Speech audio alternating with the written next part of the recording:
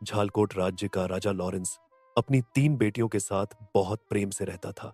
बेटियों के नाम थे मैरी रोज और एनी। तीनों सुंदर और गुणी थीं। मैरी सबसे बड़ी और शांत थी। रोज साहसी और व्यवहार कुशल थी। एनी सबसे छोटी और सच्ची बात कहने वाली थी। एक दिन राजा ने बेटियों से एक सवाल पूछा, बताओ, तुम किसके भाग्य का खाती हो? मैरी ने कहा, पिताजी, मैं आपकी संतान हूं, इसलिए मैं आपके भाग्य का खाती हूं। रोज ने कहा, आप इस राज्य के राजा हैं और मैं इस राज्य में रहती हूं, इसलिए मैं राजा के भाग्य का खाती हूं। राजा इन दोनों जवाबों से खुश हुआ। फिर उसने एनी से पूछा तो उसने कहा, हर जीव अपने भाग्य का खाता है, इसलिए मैं भी अपने भाग्य का खाती हूं। राजा को यह जवाब बिल्कुल अच्छा नहीं लगा। उसे लगा एनी उसका सम्मान नहीं कर रही।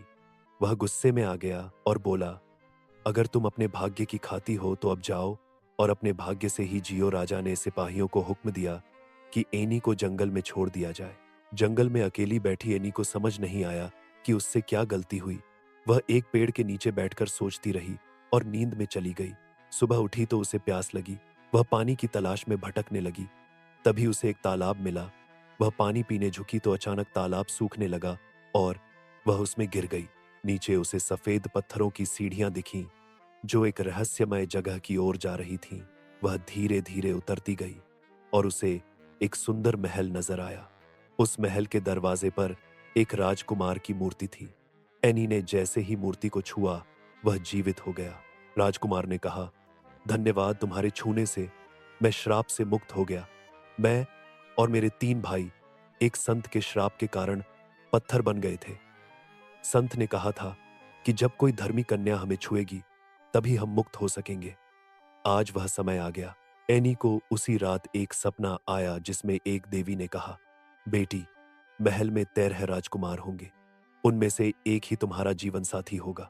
वह जो तुम्हें देखकर मुस्कुराए वही तुम्हारा पति है। सुबह एनी ने बगीचे से फूल तोड़कर एक माला बनाई और महल के भीतर गई। वहां उसे 13 एक जैसे राजकुमार नजर आए। वह सभी को छूती गई।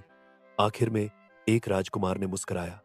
एनी ने उसी के गले में माला डाल दी और उस क्षण सारा श्राप टूट गया। सभी राजकुमार फिर से सामान्य हो गए और महल में संगीत गूंज उठा। राजकुमार ने भी एनी के गले में माला डाल दी और दोनों का विवाह संपन्न हुआ। एनी अब रानी बन गई और कुछ ही समय में राजकुमार का राज्याभिषेक हुआ। राज्य में सब कुछ सुखद था, लेकिन एनी को अपने पिता की याद सताने लगी। वह उदास रहने लगी। एक दिन राजा ने उससे पूछा, क्या बात है? एनी ने कहा, मुझे अपने पिता की याद आती है। शायद अब उन्हें अपनी गलती का पछतावा हो रहा होगा। राजा ने कहा, कल ही हम तुम्हारे पिता से मिलने चलेंगे। अगली सुबह वे रथ और सेना के साथ झालकोट रवाना हुए। राजा लॉरेंस ने जैसे ही एक शाही रथ और सेना को अपने राज्य में आते देखा तो वह घबरा गया। उसने सोचा कोई आक्रमण होने वाला है, लेकिन जब उसने रथ से उतरी रानी को देखा तो पहचान नहीं पाया। थोड़ी देर ध्यान से देखने पर उसे एहसास हुआ कि वह उसकी बेटी एनी है। राजा दौड़ता हुआ एनी के पास गया और अपनी गलती के लिए माफी मांगने लगा।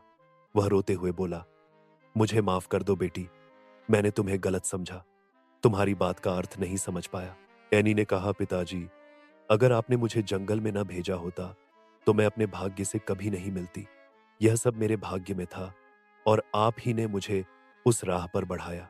राजा ने एनी को गले से लगा लिया